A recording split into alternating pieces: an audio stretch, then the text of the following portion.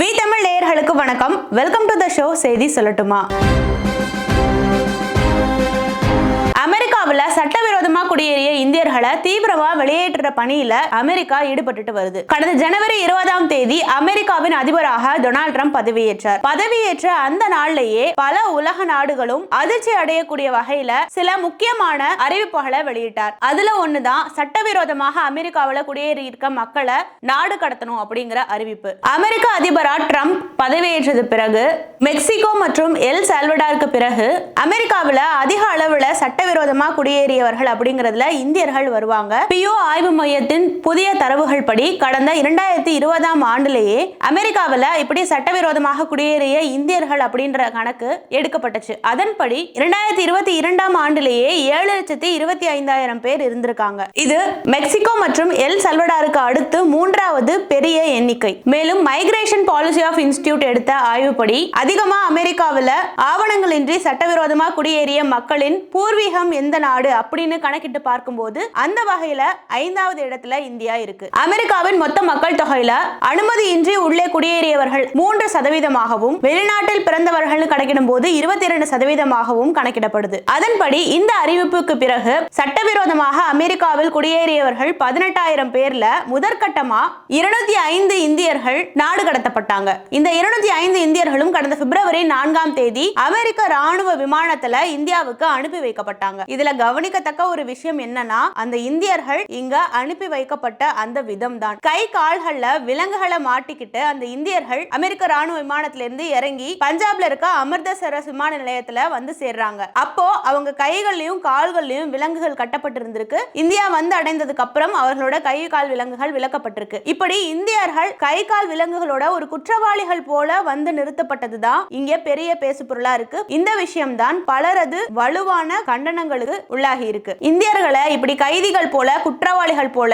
America அனுப்பி வச்சிருக்கிறதுக்கு நாட்டின் பல்வேறு தரப்பில் இருந்து அரசியல் கட்சிகள் வரை எல்லாரும் தங்களது கடுமையான எதிர்ப்புகளை தெரிவிச்சாங்க. இப்படி இந்தியர்கள் அனுப்பி வைக்கப்பட்டதற்கு டெல்லியில் செயல்படும் அமெரிக்க தூதரகத்தின் அதிகாரி ஒருவர் என்ன சொல்றாருன்னா, அமெரிக்காவில் சட்டவிரோதமாக குடியேறினவர்கள் மேல தீவிரமான நடவடிக்கை எடுக்கப்பட்டு வருது. இப்போ 205 இந்தியர்கள் வந்து இறங்கியிருக்காங்க. இது எல்லாருக்கும் ஒரு பாடமா இருக்கட்டும். யாரும் இனிமே அமெரிக்காவில் சட்டவிரோதமான குடியேறிகளா இருக்க கூடாது. இது ஒரு எச்சரிக்கையா இருக்கு அப்படின்னு சொல்லி அவர் சொல்றாரு. இதற்கு அடுத்த கட்டமா 104 இந்தியர்கள் மீண்டும் அமெரிக்காவிலிருந்து ராணுவ விமானத்தின் மூலமா அனுப்பி வைக்கப்படுறாங்க. இப்படி இந்தியர்கள் அமெரிக்கா மூலமா அனுப்பி வைக்கப்பட்ட விவகாரம் பூதாகரமாக வெடிக்க பஞ்சாப் மாநிலத்தின் புலம்பெயர் இந்தியர்கள் விவகாரத்துறை அமைச்சர் தலிவால் என்ன சொல்றாருன்னா, அமெரிக்காவுக்கு இந்தியர்கள் பணி அனுமதி பெற்றுதான் போயிருக்காங்க. ஒரு காலகட்டத்தில் அது காலாவதி ஆகியிருக்கு. அதனால அங்க அவங்க தங்க வேண்டிய சூழல் இருக்கு. இருந்தாலும் அவங்க குற்றம் செஞ்சவங்க போல கை கால் விலங்குகளோடு நாட்டிற்கு திருப்பி அனுப்பப்பட்டிருக்கிறது ரொம்பவே ஒரு அதிர்ச்சி கொடுக்கக்கூடிய ஒரு விஷயமா இருக்கு. சொல்ல போனா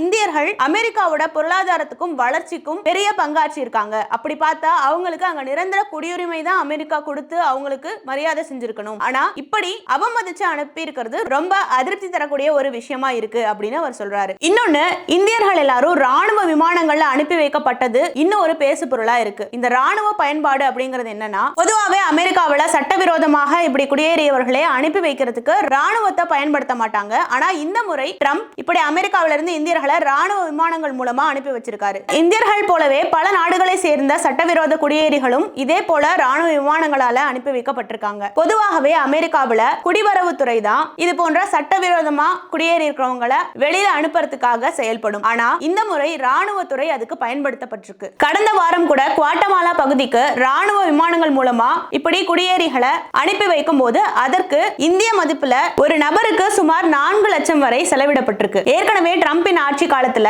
மெக்சிகோவை சேர்ந்த சுமார் 70,000 பேர் அமெரிக்க எல்லையில தஞ்சம் புகுவதற்காக கேட்கறதுக்காக இருந்திருக்காங்க. அவர்களும் திருப்பி அனுப்பப்பட்டிருக்காங்க. கடந்த வாரமும் அமெரிக்காவில் சட்டவிரோதமா குடியேறின கொலம்பியா நாட்டை சேர்ந்தவர்களையும் அமெரிக்கா ராணுவ விமானம் மூலமா திருப்பி அனுப்பியிருக்கு. அப்போ அந்த நாட்டு அதிபர் தங்களது மக்களை ராணுவ விமானங்கள் மூலமா இப்படி நாட்டுக்கு அழைச்சிட்டு வரதை ஏற்க முடியாம நாங்களே தனியா விமானம் ஏற்பாடு பண்ணி தரோம், அதுல எங்க மக்களை அனுப்புங்க அப்படின்னு மறுத்திருக்கு. மேலும் அமெரிக்காவின் ராணுவ விமானங்கள் அந்த நாட்டுக்குள்ள இறங்க விடாத அளவுக்கு மறுத்திருக்கு. அந்த நேரத்துல இதற்கு பதிலடியா ட்ரம்ப் என்ன பண்ணிருக்காருன்னா, கொலம்பியா நாட்டு பொருட்கள் மேல 25% வரி விதித்து இதை வச்சு எச்சரிக்கும் போது வேற வழி இல்லாம அந்த நாட்டு அரசு அந்த ராணுவ விமானங்களை உள்ள அனுமதிக்குது. அவங்க நாட்டு மக்களை மீட்குது. இப்படிதான் இந்தியர்களும் கை கால்கள்ல விலங்குகள் கட்டப்பட்டு ராணுவ விமானங்கள் மூலமா அமெரிக்காவிலிருந்து இந்தியாவுக்கு அனுப்பப்பட்டிருக்காங்க. இப்படி இருக்க இந்தியர்கள் இப்படி அவமதிக்கும்படியாக அமெரிக்காவால அனுப்பப்பட்டிருக்காங்க. இதற்கு ஏன் மத்திய அரசு தீவிரமான ஒரு நடவடிக்கை எடுக்கல அப்படின்னு நாடாளுமன்றத்தில் எதிர்க்கட்சிகள் அமளியில ஈடுபட்டாங்க. காங்கிரஸ், சமாஜ்வாதி, கம்யூனிஸ்ட் போன்ற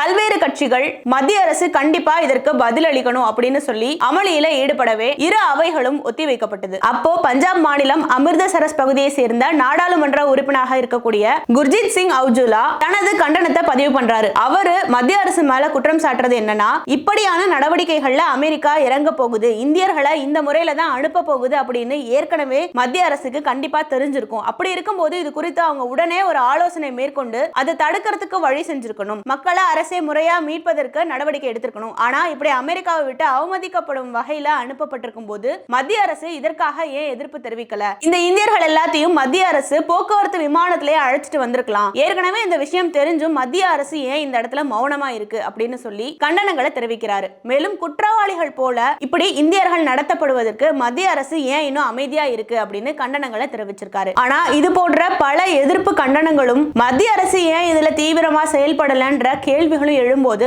மத்திய அரசு தரப்புல இருந்து இது பற்றி சொல்வது என்னன்னா, சமூக வலைதளங்கள்ல இப்படி நாடு கடத்தப்படுபவர்கள் கை கால்கள்ல விலங்கிடப்பட்டு வருவதாக புகைப்படங்கள் வருது. ஆனா அதுல இருக்கக்கூடியவர்கள் இந்தியர்கள் அல்ல அப்படின்னு மத்திய அரசு மறுக்குது. ஆனா அமெரிக்காவில இருந்து வந்த பலரும் நாங்க இங்க வந்து இறங்குற வரைக்குமே கை கால்களை விலங்கிடப்பட்டு தான் இருந்தோம். பஞ்சாப் மாநிலம் அமிர்தசரஸ்ல வந்து இறங்கினதுக்கு அப்புறம் தான் எங்க கை கால்கள் இருந்த விலங்குகளை அகற்றப்பட்டது அப்படின்னு சொல்றாங்க. ஆனாலும் மத்திய அரசு இதை திட்டவட்டமா மறுக்குது. மேலும் அந்த புகைப்படங்கள்ல இருப்பவர்கள் இந்தியர்கள் கிடையாது, அமெரிக்காவில் இருக்கக்கூடிய அகதிகளை குவாட்டமாலா பகுதிக்கு அனுப்பும் போது அப்ப எடுக்கப்பட்ட புகைப்படங்கள் தான் அப்படின்னு மத்திய அரசு விளக்கம் அளிச்சது. ஆனா அதுல இருந்தவர்கள் இந்தியர்கள் தான் உறுதிப்படுத்தும் விதமா அமெரிக்காவின் எல்லை பாதுகாப்பு படை ஒரு வீடியோவை வெளியிட்டிருக்கு. அதுல இந்தியர்கள் கை கால்கள்ல விலங்கிடப்படுவது அந்த வீடியோல பதிவாகி இருக்கு. அதுல இந்தியர்களை ஏலியன்கள்னு குறிப்பிட்டு அவங்கள வெளியேற்றுவதில் அமெரிக்கா சரியான நடவடிக்கை எடுக்கப்பட்டிருக்கு அப்படின்னு ஒரு தலைப்போட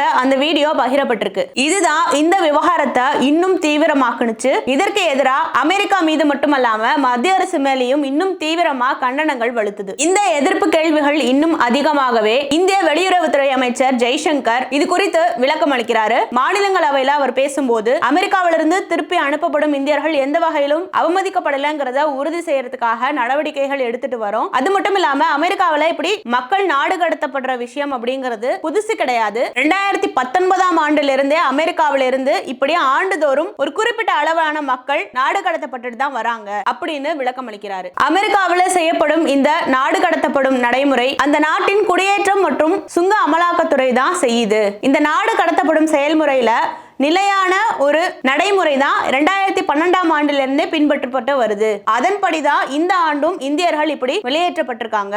இப்படி சட்டவிரோத குடியேறிகளை நாடு கடத்தும் போது 2012ல இருந்தே நிலையான ஒரு நடைமுறை தான் பின்பற்றப்படுது. இந்த மக்களுக்கு சில கட்டுப்பாடுகள் விதிக்கப்பட்டு அனுப்பப்படுவாங்க. அதுல அந்த பெண்களுக்கும் சிறுவர்களுக்கும் சில கட்டுப்பாடுகள் தளர்த்தப்படும். அதுலயும் குழந்தைகள், பெண்களுக்கு இந்த கட்டுப்பாடுகள் இல்லாம அனுப்பி வைக்கப்படுவாங்க.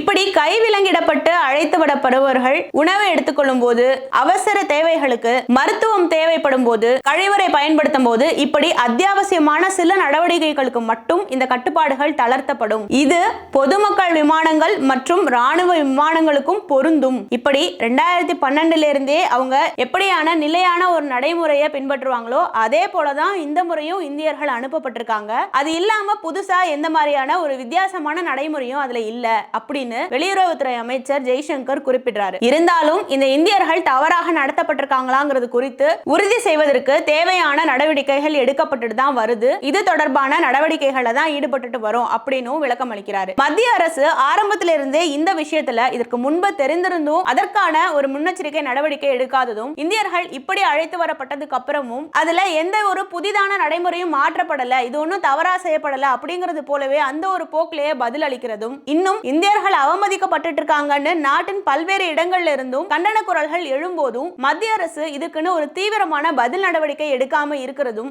உறுதியா தனது நாட்டு மக்களுக்காக எந்த ஒரு நிலையும் எடுக்காம இந்த அரசு இருக்கிறதும் மக்களுக்கு ஐயம் எழுது. அது மட்டும் இல்லாம வரும் பிப்ரவரி 13ஆம் தேதி அமெரிக்க அதிபர் ட்ரம்ப் இந்திய பிரதமர் நரேந்திர மோடி சந்திக்க இருப்பதாக சொன்ன அந்த சந்திப்பும் மிகுந்த அளவுல எதிர்பார்க்கப்படுது. ஆனா இப்ப வரைக்கும் இந்த விஷயத்துல மத்திய அரசு ஏன் ரொம்ப தீவிரமா ஒரு பதில் நடவடிக்கை அமெரிக்கா மேல எடுத்து வைக்கல அப்படிங்கிறது ஐயத்தோடு கூடிய ஒரு கேள்வியா எழுது. இருந்தாலும் ட்ரம்ப் உடனான பிரதமர் நரேந்திர மோடியின் அந்த சந்திப்புக்கு பிறகுதான் அரசின் திட்டம் என்னன்னு தெரிய வரும்.